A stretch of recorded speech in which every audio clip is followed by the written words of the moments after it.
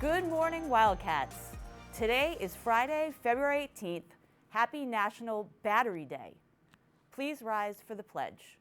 I pledge allegiance to the flag of the United States of America, to the republic for which it stands, one nation, under God, indivisible, with liberty and justice for all. A moment of silence. Please be seated.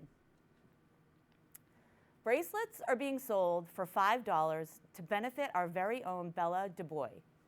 If you're interested in purchasing one, please see Stephanie Costa during Power Block in room 212 or email her at 24stephaniecosta@bridgewaterschools.org.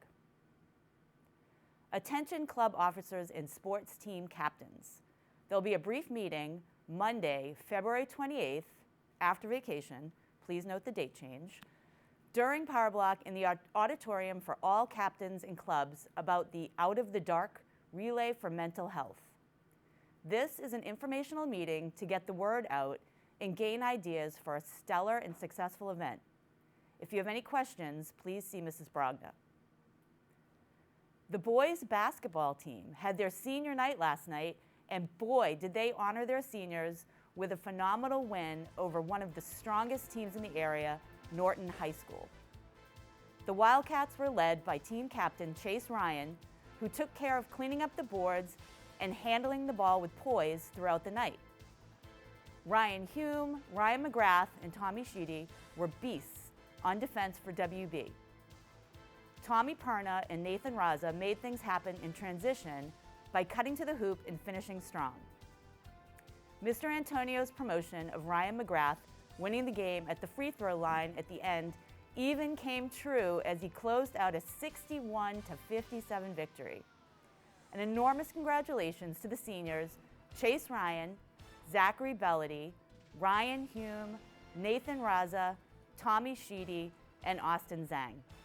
The boys look to wrap up the regular season at Diamond on Saturday. Way to go, boys basketball. The middle school boys basketball team avenged an early season 1-point loss to Avon on Tuesday. In its final game of the year, all players contributed to the victory. After playing the toughest schedule in recent memory, a special thanks goes to the captains Sean Hancock, Colin O'Neill, and Ryan Nunes.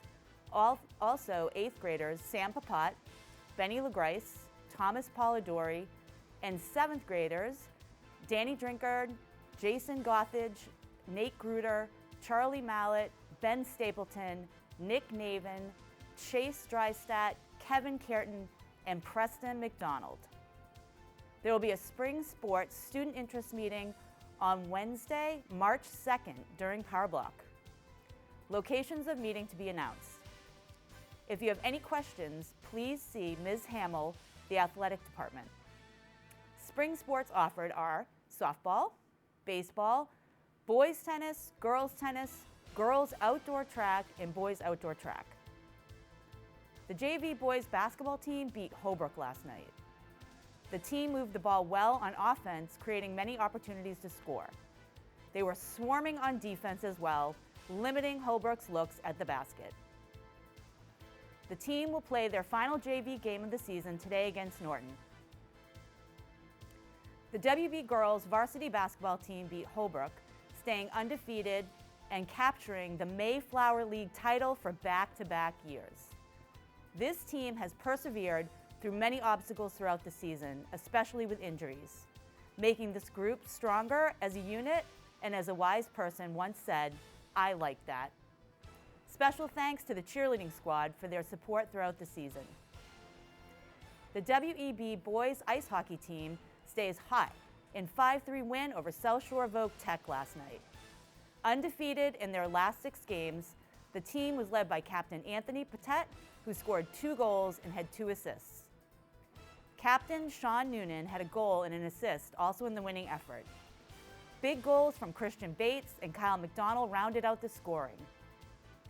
Assists on goals came from Sam Hall with 2, Brett Peterson, Luke Perry, Evan Brew, Jeff Young, and Aiden Baldner. Braden Bates picked up his 8th victory of the season, stopping 19 of the 22 shots he faced. The WE boys will celebrate senior night this Saturday at 7 p.m. at Bridgewater Ice Arena versus Greater Lowell Neshoba Tech. Come out and support Randy Pratt, Sean Noonan, Jeff Young, and the rest of the WEB boys. Now to Maddie. Parks was one of the greatest photographers in the 20th century and was a humanitarian dedicated to social justice. He would be the first African American photographer for Life and Vogue magazines. Born Gordon Roger Alexander Buchanan Parks on November 30th, 1912, his father was a vegetable farmer and lived modestly, but also experienced poverty. Parks faced discrimination as a child and attended a segregated school and was not allowed to participate in activities because of his race. At the age of 14, after his mother's death, Gordon left home and lived with relatives before going off on his own and working odd jobs. At the age of 25, Parks purchased his first camera and was inspired by migrant workers and magazines. His early photographs would catch the attention of Marva and Joe Lewis, who encouraged him to move to a larger city. In 1940, Gordon and his wife moved to Chicago and began to explore different subjects in Chicago. He became interested in the low-income communities of Chicago's South Side.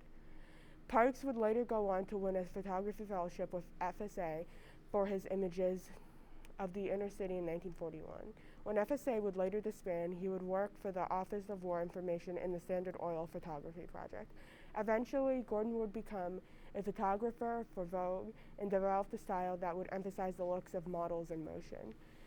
He would then relocate to Harlem and earn a job as a photographer for life, where he would work for 20 years and would post photographs of fashion, racial segregation, sports, poverty, and entertainment.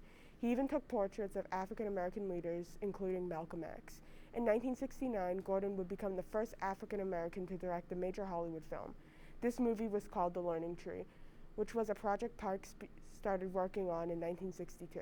2 years later, Parks would release a movie called Shaft, which was one of the biggest box office hits in 1971. He also directed Shaft's Big Score in 1972 and attempted to revive the Shaft series with Lead Belly in 1976, but was unsuccessful. After his failure in 1976, he would still make films for television, but would never work in Hollywood again.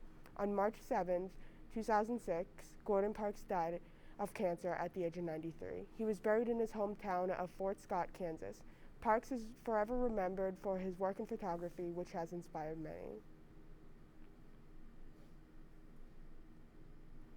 Guidance news. Congratulations to the following students for their college acceptances, or following student. Alex Fisher, UMass Dartmouth. The Wildcat Cafe is serving a variety of original pizza, chicken patties, and beef and cheese nachos today for lunch, along with a variety of freshly made grab-and-go wraps and salads. This week's special is a chicken bacon ranch wrap and a chicken fiesta salad with Southwest Ranch dressing. Warm donut holes, grilled cheese, breakfast sandwiches, soft pretzels, and assorted pastries are available at break. And now to Anthony. Hello and welcome back to Weekends and Weather, where it's taken, never mind, I won't make that joke. Today we have kind of an opposite day where it rains in the morning, it's really warm in the morning, but by the time we're out of here, it's really cold. So today, temperatures are going to fall throughout the day. We will end with around 35 degrees. Tomorrow, partly sunny with snow showers in the afternoon. I just didn't feel like putting it in there, but I would mention it anyways. 40, 16 for tomorrow. Sunday, we dropped another 3 down to 37. Nice and sunny, low of 28. Next week's is gonna kind of be like that as well. It's gonna kind of bounce all over the place.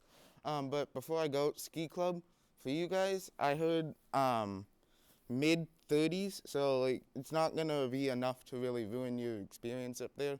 It's not enough to really melt to make a difference, but yeah, have fun up there, and you guys have a nice vacation. I'll see you guys on the 28th. Thank you, Anthony. And finally, a happy birthday to Bailey Anderson, and a happy birthday over break to James Harris, Junior Keith, Ella Bissett, Esther, Brooke Warren, Colin Baker, and Skylar Murphy. That's all for the announcements today. Anthony, myself, and the morning crew, have a great day and have a great February break.